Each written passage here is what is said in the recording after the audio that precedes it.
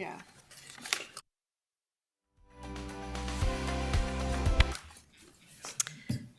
Morning. My name is Heather Fisher, Chair of the Historic Preservation Commission, and it is July 18th, 2023, 8 a.m. I bring the meeting to order. The first item on the agenda is approval of meeting minutes from June 20th, 2023. Any comments? I'll move approval. Second? I'll second that.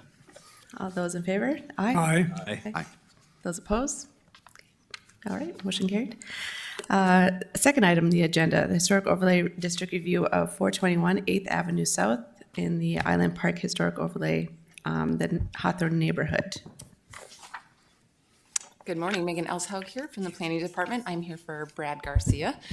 So this is an application for a reconstruction or demolition and reconstruction, new construction of an accessory structure at 421 8th Avenue South.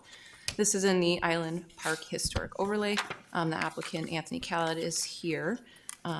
In the packet, up on your screen is just an image showing the property, the garage. There's a tree here, so it's a little bit difficult to see, but there's a garage here in the back corner. And I'm gonna jump over to, there's a site plan here where you can see where the new garage would be proposed. Attached to the packet are also the floor plans that you see here and elevation plans. Material information is in your packet. As we typically always note, the applicant, if approved, they'll have to seek a building permit and meet all other land development code requirements. So the applicant is here if you've got any other questions or comments. Thank you.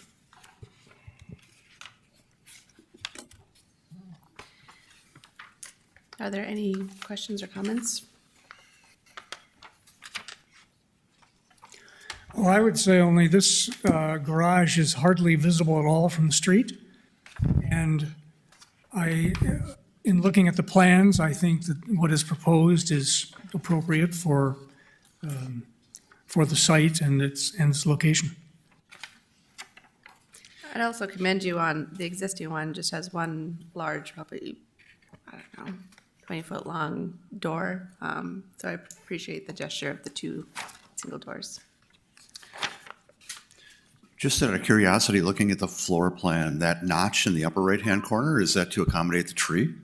That's correct. You know, that's kind of a little, I mean, that's what it's there for, but it's to be determined a little bit. It could end up being just a little bit bigger, but yeah. We gotta wait until we tear the existing garage down to see what's there. Any other comments or questions? Is there a motion? Motion for approval. Second? All right, all those in favor, say aye. Aye. Those opposed, same sign. Motion approved. Thank Thank you very you. much. All right, the second item on the agenda is 1345 4th Avenue South, Jefferson Historic Overlay District in the Jefferson neighborhood. So this application is for a demolition in the Jefferson Historic Overlay. Trent Jarrett's with the Cass Clay Community Land Trust is here to speak about this one. The applicant has included a blight report that's included in your packet for your review, as well as a number of images that show the state or the condition of the structure here. If approved and there is a demolition, any reconstruction would have to go before your board. I think in the application, the applicant has provided some comments about seeking the input of the neighborhood and things of that nature. So Trenton is here if there's any questions. And I'm going to scroll to the images.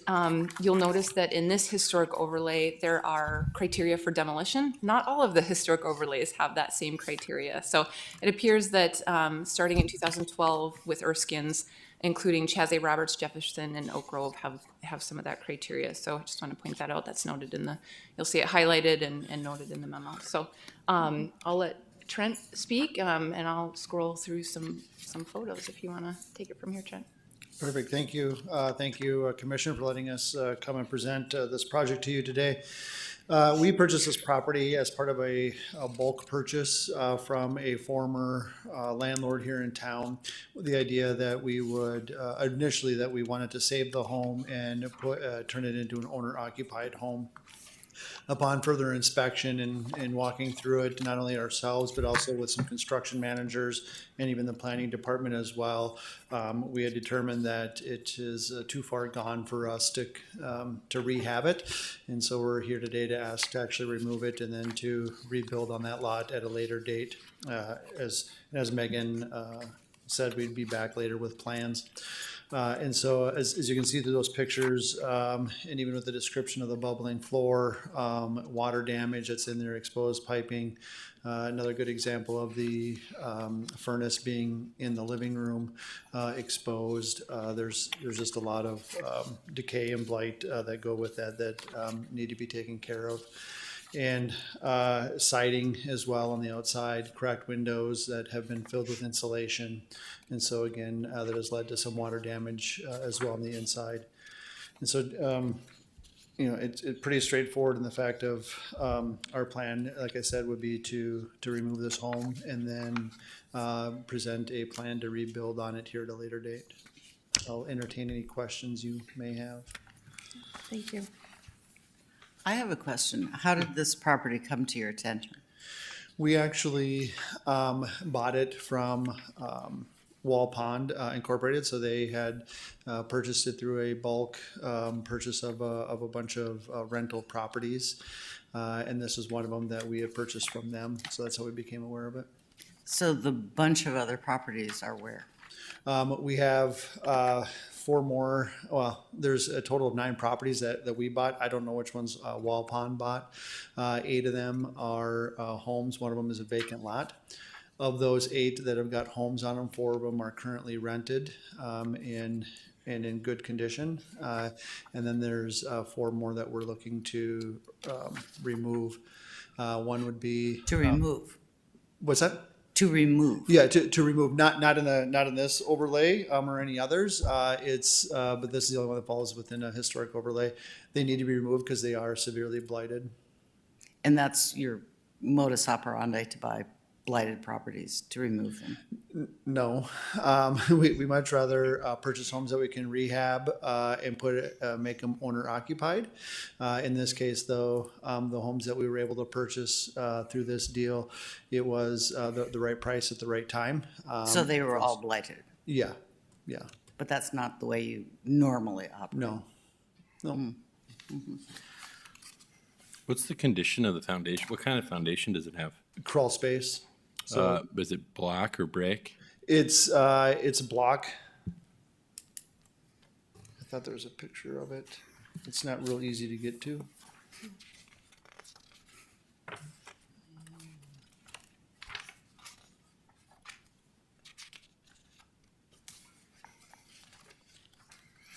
It's in one of these It's photos. a picture. It's hard to tell. Some of these photos are kind of upside down and sideways. Sorry, can't really.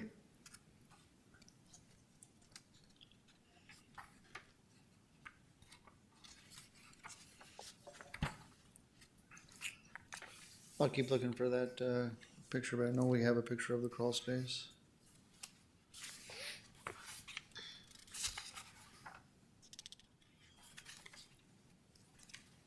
Any other comments or questions?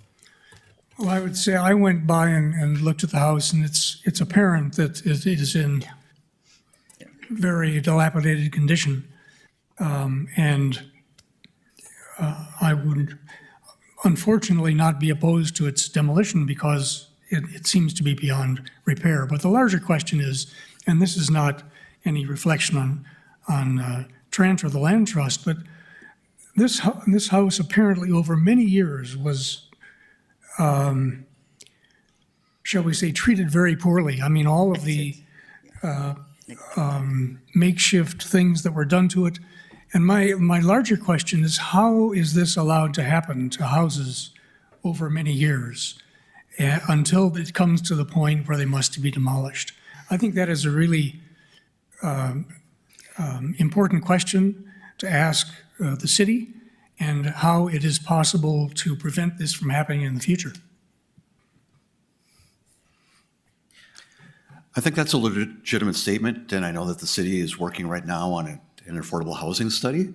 And so one of the things that I always think about with affordable housing is also safe housing, because affordable housing isn't just about a financial number. It's also about, this was probably affordable housing when it was rented, but it's not safe because we don't have a rental inspection. And if we did, then potentially we could catch some of these issues much sooner. But I agree, when I walked around it yesterday, this one is beyond a reasonable, Expectation. beyond reasonable repair. Even going forward, though, I paced a lot. It's approximately, if my pacing is correct, about 37 feet wide. And so if whatever you're going to construct there's no garage there now, and the driveway is very narrow going to the backyard. So if you've got a 10-foot garage or a 10-foot driveway on the east side of the property and a 5-foot setback on the west side, minus the 37 feet, you've got a 22-foot wide structure there. The current footprint of the house is right around 800 square feet. It's 1,700 altogether because it's 2 stories. So what you might end up with is something that's long and rectangular and 2 stories tall, like a double-stacked mobile home kind of a thing. So there's going to be some challenges designing it and trying to figure out what's going to go there. But what I see there right now, I don't think has any merit whatsoever. It's a block and a half from my house. So I've seen what's happened to that house over the years. We should have a process to catch these earlier. I guess for me, when I looked at that, and there's a house right across the street, 1338 4th Avenue. It's a little red 1-story house. That one, Janet France from Park Company Realtors asked me if I would come look at that house with her. She listed it recently. She thought that it was probably beyond salvaging, wanted to know, being on the Historic Preservation Commission, what I thought. Also, I am a realtor at Park Company as well. I said I thought it was salvageable. I recommended that she listed it at $75,000. It had multiple offers and sold in 3 days for $90,000 cash to a cash investor who wanted to rehab the property. I was looking in the Jefferson neighborhood in the last 5 years. There have been 14 properties that have been purchased and rehabbed and resold. And a number of them I would consider to be in worse condition than this one. I think it's really too bad that this isn't available on the open market to see if there were cash investors that would want to rehab it. This was never available on the open market, I don't believe, if I'm correct. There are cash investors looking for houses to rehab. And to me, I've seen worse houses rehabbed, and I don't see that. To me, it does not appear to be beyond rehabbing. If there were parties that would want to take this one on, that's just my opinion. Well, I think our commission has entertained requests for demolition. And I don't see anything in your request for demolition that indicates what you intend to put forward. What we intend to do moving forward? Yeah. Yeah, so after demolition, we would eventually develop a home that would stay forever affordable through our shared equity program. So once the land trust owns a a parcel of land, it goes into our portfolio, which then we control the sales price of that home as well to make sure that it maintains its long-term affordability. So our long-term plan for this lot would be to remove this home and then develop a home to the Historic Preservation Committee's or Commission's standards for the overlay, as well as certainly working with the Jefferson Neighborhood Association to help with design and make sure that it does fit into the neighborhood. So it would be developed in the future to provide another owner-occupied affordable house. Don't misunderstand me. I'm not being critical, but seeing none of that other than your verbal testimony today. It's hard to, we've had several things that have been demolished where there has yet to be any. At this point, where you just have to approve demolition, and then at a later date, we approve All right. if approval or not is granted. Are there any other comments, or questions? I guess I would make a comment, excuse me. So looking at the packet, I mean, it's clear that there's some outlandish things that have been done to this home. But if we look at in the demolition part where it's bubbled, because this has been an issue in the past, so this is why I bring it up, that the request for demolition is justified by the state of deterioration, disrepair. Clearly, there's been some deterioration, disrepair. My biggest issue is the stability of the structure, the structural stability of it, and there's nothing in the packet to indicate as anything to do with the structure. I know it's difficult to get to, but we've had this in the past where there's been a blaring incident of structural instability, but there's nothing in the packet to show that. And we should set a precedence for what is expected into the packet. I know I went by the site yesterday, Paul, maybe a couple of us have, and there's only so far I can get into the site to see that structure, but it shouldn't be upon us to go to the site by ourselves to do that. So just as a precedent, if it's going to be about structural stability or instability, it should be presented in the packet. If it's about, I mean, that's the major issue, I think, is the structural instability. I mean, we could take it, you know, in good heart, but I don't think we should do that at this point. We need to have it presented in the packet that is structurally unsound. And I believe you, this is a hot mess of a property, but I think for precedent reasons, we need to see the structural instability. Even the chimney, I could see part of it was clearly deteriorated, but that's just my opinion. I would agree with you. I was looking through here and I didn't see anything that structurally looked to be of major concern. And I did walk the property and I saw on the back that there's a shed roof on what appeared to be like an addition that did have some warping.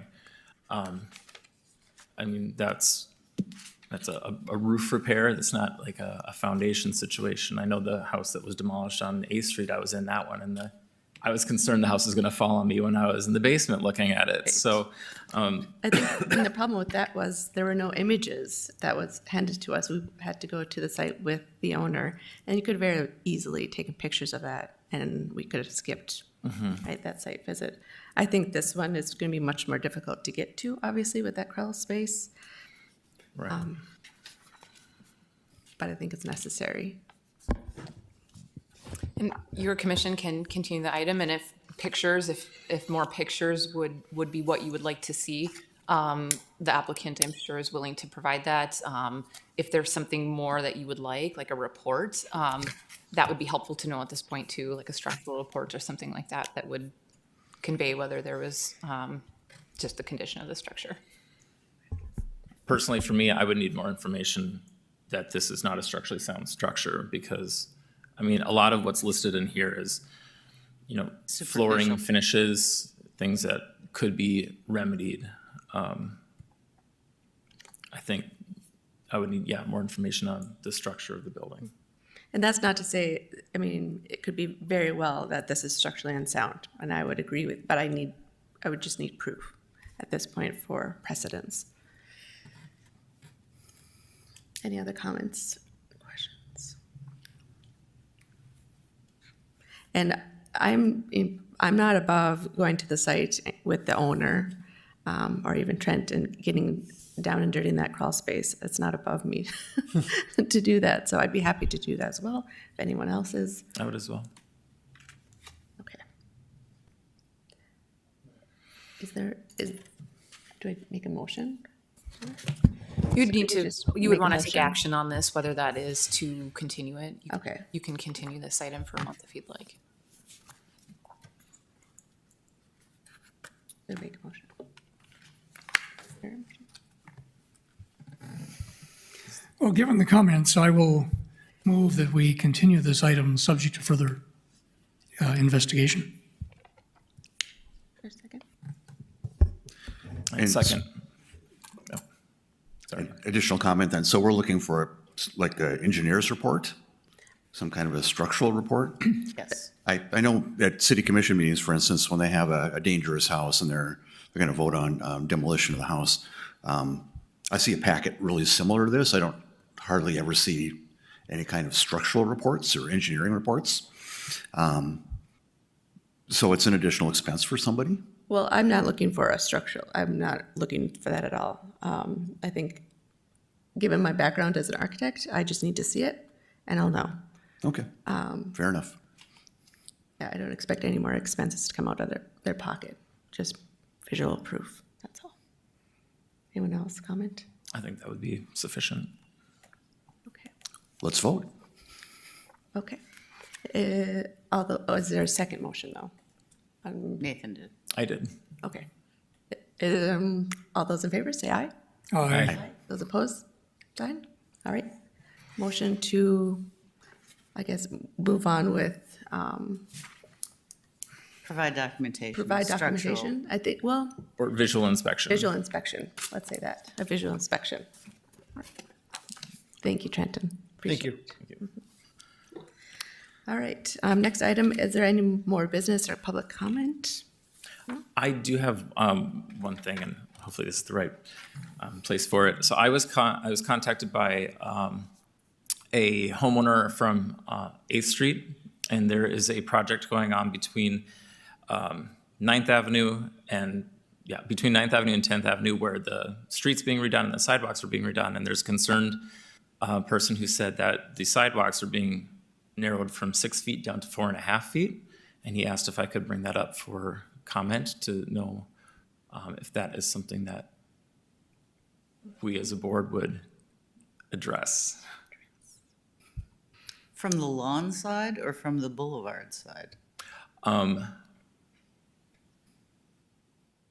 I'm not certain. So the first one, the first house had originally 4.5, and then all of them in the middle were 6 feet, and then the last Schlossman's house is 4.5. And he's spoken to all the neighbors on the street, and they prefer to have the 6-foot walking path. But the city has got forms up and is pouring on Thursday 4.5. So they've shortened them in all of the interior houses. The two on the corner had 4.5 inch or 4.5 foot, but then are now would prefer 6 foot. I didn't know how to advise him, I guess, but I guess just off the top of my head, I think the only maybe stop point might be if it's in the national overlay, because we do have on 8th Street, I don't know at what point it stops. It's just within the National Register, okay. historic, be residential neighborhoods. If it falls within that, then there might be a stop hold, but if it's Okay. just south of, I don't know where that line is though. I guess we could. Google. It does continue onto that block. I know that. So that's maybe one thing to take a look at where it's, Okay. if it's within that or not. There could be possibly a stop hold. I just wasn't sure. I figured that sidewalk size wasn't probably within our jurisdiction, but he did. If it's on the National Register, Okay. and it's using public funding, it might. Okay. So. Good to know.